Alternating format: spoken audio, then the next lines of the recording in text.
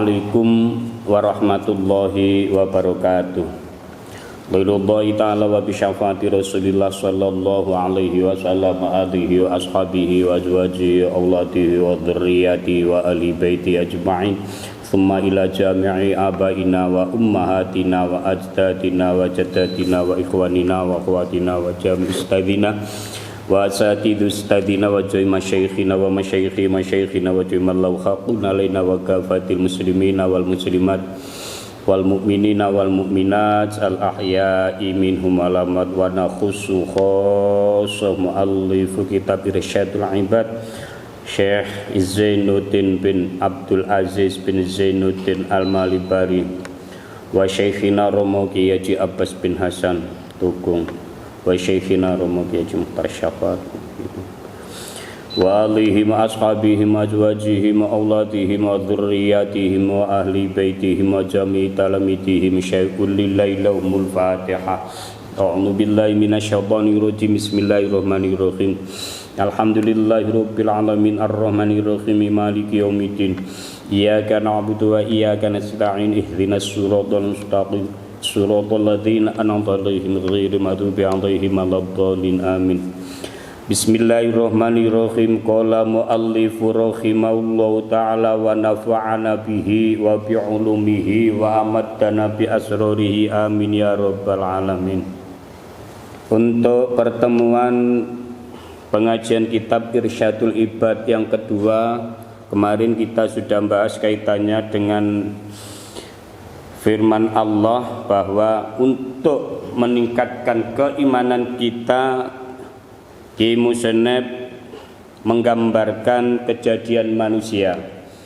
Kemarin sudah saya singgung kaitannya dengan manusia mulai diciptakan lahir sampai meninggal, organnya tetap itu saja. Contoh, di dalam tubuh manusia itu ada yang namanya jantung. Mulai manusia lahir sampai manusia meninggal, itu jantungnya satu dan tetap berfungsi. Jantung adalah untuk memompa darah ke seluruh tubuh. Kalau kita melihat dari ayat ini dan kita mau berpikir subhanallah, mau tidak mau dengan sendirinya kita akan bertambah iman kepada Allah Subhanahu wa ta'ala. Karena di dalam jantung itu sendiri ada beberapa alat-alat yang untuk bisa memompa darah ke seluruh tubuh, dan di situ dengan sendirinya yang namanya jantung untuk memompa, maka di situ ada cairan pelumas. Dan setiap jantung selama manusia lahir di dunia sampai meninggal, yaitu saja jantungnya. Ndelalah kersane pangeran sing jenenge jantung yang tiap hari untuk memompa darah ke seluruh tubuh. Itu ada cairan-cairan yang setiap saat juga dibutuhkan. Maka di sini Ki Musannaf allazi khalaqakum walladzina min qablikum, endingnya apa? La'allakum tattaqun, supaya kita bisa belajar dari diri kita sendiri, dari badan kita sendiri, pada akhirnya kita bisa takwa. Yang kedua, mungkin sekarang lagi ngetren-ngetrennya yaitu penyakit yang namanya kadar gula tinggi. Nah, di dalam tubuh manusia itu ada yang namanya pankreas. Ini saya pada waktu sekolah di tingkat SMA, ketepaan saya di jurusan IPA, itu masih istilahnya dikit-dikit.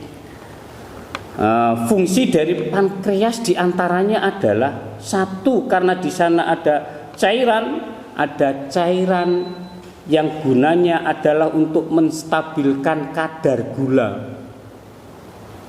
Dari kadar gula yang tinggi nanti akan stabil karena di situ ada insulin atau hormon insulin. Nah, hormon insulin ini atau insulin ini yang akan menstabilkan kadar gula yang tinggi masuk kepada pankreas, akan normal lagi sesuai yang dibutuhkan oleh manusia. Subhanallah, ini mulai lahir kita ada, dan kita potensi untuk kadar gula. Semuanya punya kadar gula. Kalau kadar gulanya kurang, subhanallah, Allah juga membuat yang namanya glukagon. Ini berfungsi untuk meningkatkan kadar gula yang dibutuhkan oleh manusia. Kalau di situ kadar gulanya rendah, maka glukagon ini menyimpan kadar gula, akhirnya sesuai apa yang dibutuhkan oleh manusia. Ini loh di dalam tubuh manusia. Subhanallah. Makanya di sini Kiai Musonep pertama untuk pendekatan keimanan diambilkan ayat Alladzi khalaqakum walladzina min qablikum la'allakum tattaqun. Makanya ada istilah tafakkaru fi khalqillahi wala tafakkaru fi dzat. Silakan kamu berpikir, berangan-angan atau bertafakur dengan apa yang sudah diciptakan Allah di muka bumi ini.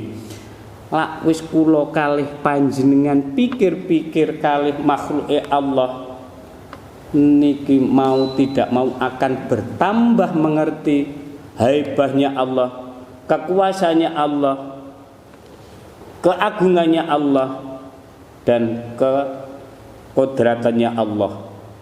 Dengan jalan kita mau berpikir, bertafakur dengan apa yang sudah diciptakan Allah di muka bumi ini. Tapi sebaliknya jangan sampai kita berpikir masalah zat Allah. Anak-anakku yang saya banggakan, akhirnya dari pendekatan iman ini Kiai Musonep menjelaskan lagi bahwa pengertian dari pada iman dijelaskan waqala at-Taj as-Subki,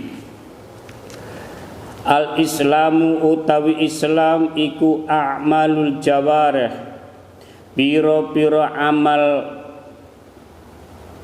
jawarih njaba, la yu'tabaru kang ora den ibarataken apa yosi Islam illa ma'al imani angin sertane iman.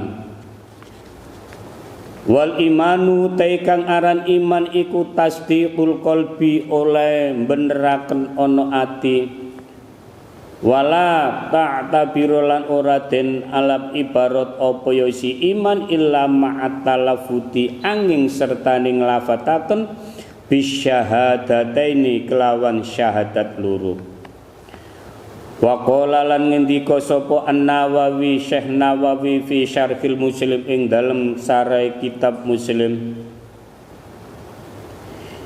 ittifaqo ahli sunnati ing sepakate ahli sunnah wal muhaddisina lan pira-pira ahli hadis kabeh sepakate wal fuqahai lan pira-pira wong kang ahli fikih wal mutakallimina lan pira-pira ulama mutakalim, semuanya sepakat yen ala annaman ing atase temen setuhune wong amana kang iman sapa ya siman biqalbihi kelawan atine man, walayantiku lan ora ngucap sapa ya siman bilisanihi kelawan lisane man ma'akudratihi sertane kuasane man, kana mongko ana sapa ya siman iku mukhallidan, kana mongko ana sapa ya siman iku mukhallidan langgeng finnari ing dalem neraka. Keimanan iman itu harus ada 3 unsur. 1 harus diucapkan, setelah diucapkan diyakini dalam hati, setelah diyakini dalam hati harus dipraktekkan tiap hari dalam keseharian.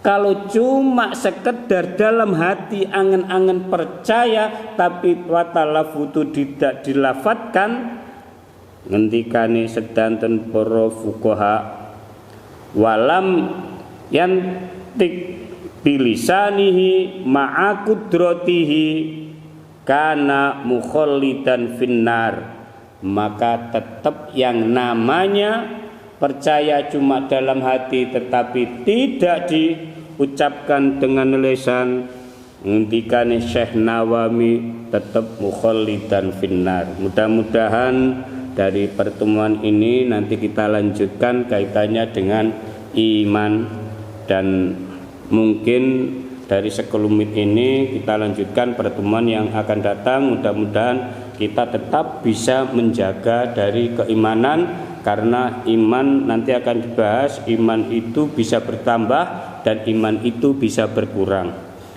Mudah-mudahan besok kita bisa bertemu lagi akan membahas kaitannya dengan iman yang bertambah dan iman yang bisa berkurang. Wabillahi taufik wal hidayah. Wassalamualaikum warahmatullahi wabarakatuh.